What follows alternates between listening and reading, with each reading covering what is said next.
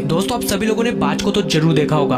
अगर नहीं देखा है तो मैं आपको बता दूं कि बाज वो पक्षी है जो कि आसमान में बाकी के सारे पक्षियों से सबसे ऊपर उड़ता है और इस पक्षी को इंग्लिश में ईगल कहते हैं। और इस पक्षी के एटीट्यूड की पूरी दुनिया फैन है और मैं आप लोगों को इस पक्षी के एटीट्यूड से सीखने वाली 5 बातें बताने वाला हूँ। और अगर आप इन 5 बातों में से एक बात को भी अपना लेते हो तो दुनिया आपकी भी फैन हो जाएगी। पहली बात जो कि एक इंसान को बाज से सीखनी चाहिए, जो कि है get out of your comfort zone. दोस्तों, अगर बाज चाहे तो अपने कंफर्ट जोन में रह सकता है, कम ऊंचाई तक उड़ करके अपनी एनर्जी को बचा सकता है, मरे हुए जानवरों को खा करके कम एफर्ट में अपना पेट भर सकता है। लेकिन बाज ना ही तो कम ऊंचाई तक उड़ता है और ना ही मरे हुए जानवरों को खाता है। बाज को जिंदा शिकार करने में मजा आता है, या फिर यूं कह लो कि बाज को ज्यादा एफर्ट करने में, ज्यादा मेहनत करने में मजा आता है। और यहाँ तक कि वो अपने घोंसले में से सॉफ्ट घास को भी निकाल देता है ताकि उसके बच्चे घोंसले में कंफर्टेबल ना हो, क्योंकि अगर बाज के बच्चे घोंसले में कंफर्टेबल हो गए तो वो वहीं रहना चाहेंगे और कंफर्ट जोन से बाहर आके मेहनत करने का, एफर्ट करने का,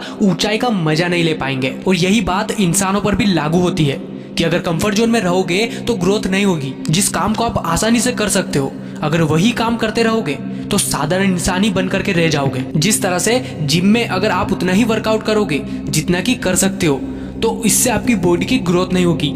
बॉडी की ग्रोथ करने के लिए आपको जितना वर्कआउट आसानी से कर सकते हो उससे भी ज्यादा करना होगा, अपने कंफर्ट जोन से बाहर जाना होगा। इसलिए जिम लवर्स कहते हैं नो पेन नो गेन, और इस बात को बाज बहुत अच्छे से जानता है, इसलिए अपने बच्चों को स्टार्टिंग से ही पेन देना स्टार्ट कर देता है। दूसरी सीख जो कि बाज हमें सिखाता है वो है ऊंची उड़ान भरो।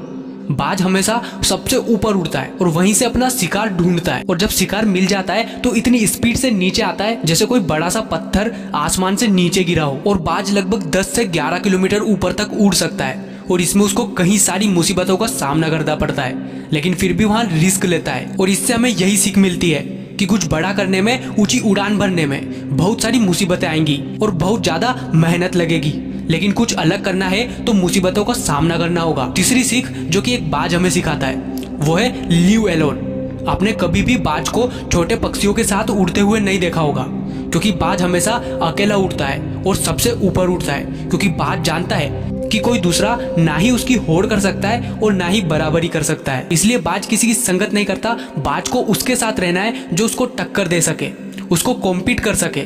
इससे हमें भी यही सीखने को मिलता है कि कभी भी छोटी सोच वालों की संगत नहीं करनी चाहिए, और अगर किसी की संगत करनी ही है तो ऐसे की संगत करो जो कि आपको टक्कर दे सके, आपको बेहतर बना सके, आपको कॉम्पीट कर सके, आपको कुछ सिखा सके, वरना अकेले ही रहो। चौथी चीज जो कि बात से हमें सीखनी चाहिए, eagle have excellent vision and concentration. हाँ दोस्तों, ईगल का विजन और कंसंट्रेशन बहुत अच्छा होता है, क्योंकि जब बाज हजारों फीट की ऊंचाई पर होता है तो उसे कहीं सारे शिकार दिखाई देते हैं, लेकिन जब बाज किसी एक शिकार को सिलेक्ट कर लेता है तो कहीं देर तक उसको अच्छे से ऑब्जर्व करता है, कहीं देर तक शिकार पे नजर बनाए रखता है और एक परफेक्ट टाइमिंग पर शिकार पर झपटता है। शिकार को कुछ समझ में आए उससे पहले बाज उसे दबोच लेता है। इस तरह से हमें भी अपने लक्ष्य को अपने दिमाग में क्लियर रखना चाहिए और चुपचाप उसके लिए मेहनत करते रहना चाहिए, और परफेक्ट टाइम आने पर उस लक्ष्य को हासिल कर लेना चाहिए। बात से सीखने वाली 5वीं सीख, फाइंड अपॉर्चुनिटी इन प्रॉब्लम्स। इस धरती पर सिर्फ बाज ही एक ऐसा पक्षी है जो कि आंधी तूफान से प्यार करता है। जब आंधी तूफान आता है तो बाकी के सारे पक्षी अपने घोंसले में छिप जाते हैं, किसी की भी हिम्मत नहीं होती